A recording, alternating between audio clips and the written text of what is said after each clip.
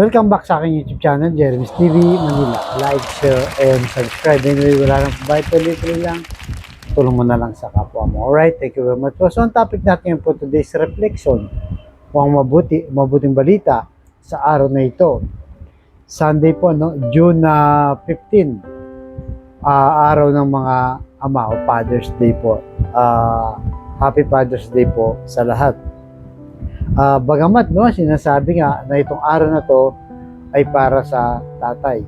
At yung mga susunod na panahon ay para naman yung lahat sa nanay.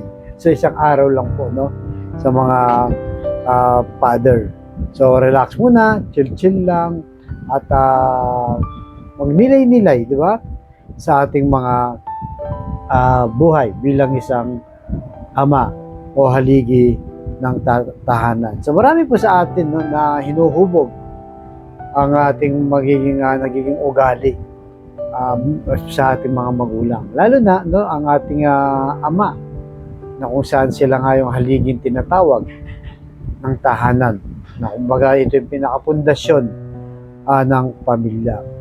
Kaya makita natin no, sa ating mga magulang kung ano ang kanilang ginagawa nung tayo mga bata pa. O ngayon may pamilyado na tayo naman ang titingnan. So, kailangan ng mga karakter po natin ay humble, no? Na maging mabait tayo, masunurin, masipag, lahat po, no? Hindi man perfecto, pero kailangan mabuting ama sa bawat pamilya po. Katulad ng Holy Trinity, no? Isang pamilya po, Father, Son, and Holy Spirit. So, sa isang Diyos, tatlong persona, di ba? Kaya po tayo mga Katoliko, yan po ang ating pinagdiriwang. Ibig sabihin yan, kagaya nila sa isang pamilya, tayo rin po no, magsisimula ang ating pagiging ama ay sa ating mismong pamilya. Kailangan po natin na maituro sa ating mga anak yung forgiveness, yung pagpapatawad, yung reconciliation, yung pagkikipag-ayos. Di ba? Dahil alam naman po natin, hindi po sa lahat ng pagkakataon, yung mga anak natin o sa mga magkakapatid ay magkakaroon po ng alitan dahil wala naman pong perfectong pamilya. Di ba? Lahat po may mga sigalot, may mga problema. Pero yun na nga, ang pinaka-importante dyan ay yung pagpapatawad at pakikipagkasundo no sa bawat isa sa miyembro ng pamilya. Yun po ang pinakamahalaga diyan.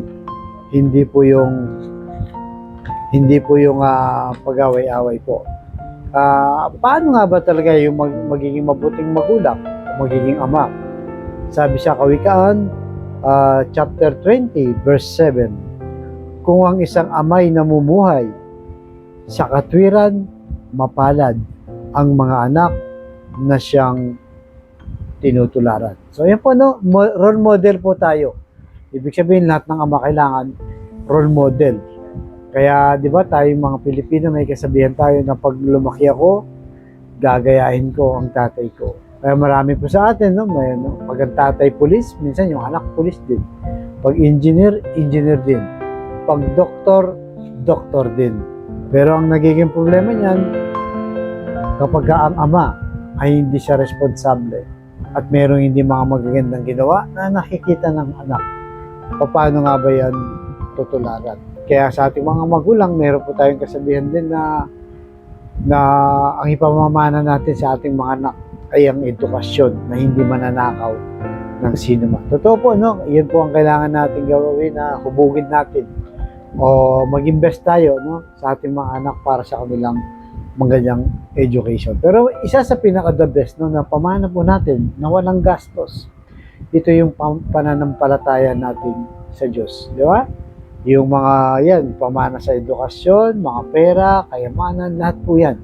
Darating yung araw, mawawala din yan. Pero yung pananampalataya po, no, dahil darating yung araw, lahat naman po tayo dito ay mawawala. Kumbaga, kung dito masaya tayong pamilya, sa kabilang buhay, doon po ang talagang final destination natin at ang final reunion po natin. Kaya pagdasal po natin na ni isa, no? wala pong maligaw ng landas. Kaya lagi po natin ipagdasal na ang ating pamilya ay pagpalain ng Diyos, no? Naging maayos ang relasyon, pagmamahal sa isa't isa, iwasan yung pagkaaway-away. Dahil life is so short nga, di ba? Maiksi lang po ang buhay. Huwag na natin sayangin ang ating panahon pa sa pagkaaway-away. Kumbaga, pairalin natin yung humility sa pamilya, maging happy, no? Sa isa't isa. So, wag po nating bigyan, no, ng apuwang, no, yung pagka-away-away o hindi pagka sundo-sundo. Yan po ang ating lagay sa ating isipan na kung saan ay talagang nararanasan po ng lahat ng pamilya na nakakaroon ng magandang problema, di ba? Kaya kailangan po yung mga masasayang bagay, yung mga ipunin natin sa ating pamilya para yan ay ma-encounter natin. Imbis na masama ay yung mabuti. Kaya sa mga kapatid natin ngayon na nanonood sa ating vlog, may problema sa pamilya, pinansyal at kalusugan, sabihin mo ko sa napakasimpleng dasal na kung kayo maniwala, magtiwala sa ating Panginoon Jesus, ay tiyak yung pagkakalob sa iyo sa tamang panahon. So tayo po yung manalangin. Lord, bless po mga kapatid namin nanonood sa akin na may problema sa pamilya, kalusugan. Ipuin niyo po ng inyong mapagpagaling na kamay. Taklusin niyo po, tanggalin ang kanilang karamdaman. Alam naman po namin na walang imposible sa iyo at iyong loloob. At ganoon din po sa pamilyang nasisira o nakakagulo dahil sa hindi pagkakaunawa. Ipuin niyo po ang kanilang puso na maging mapagkumbaba, mapagpatawad, at higit sa lahat ay mapagmahal sa bawat miyembro ng pamilya. Ganoon din po sa financial na kailangan namin lahat. Lalo na po yung mga kapatid namin, walang-wala talaga. No, ultimong pambili ng 1 kilo lang ng bigas, problema pa kung paano nila iraraos ang kanilang pamilya. Bless po ang aming hanap buhay para sa aming mga pamilya. Patawarin niyo po kami sa aming mga kainahan at kasalanan. Ang lahat na hinihiling namin sa matabos na pangalan natin, Panginoon Jesus. Amen. Amen. To God all be the glory. Sa ngalan ng Ama ng Anak ng Espiritu Santo. Thank you very much.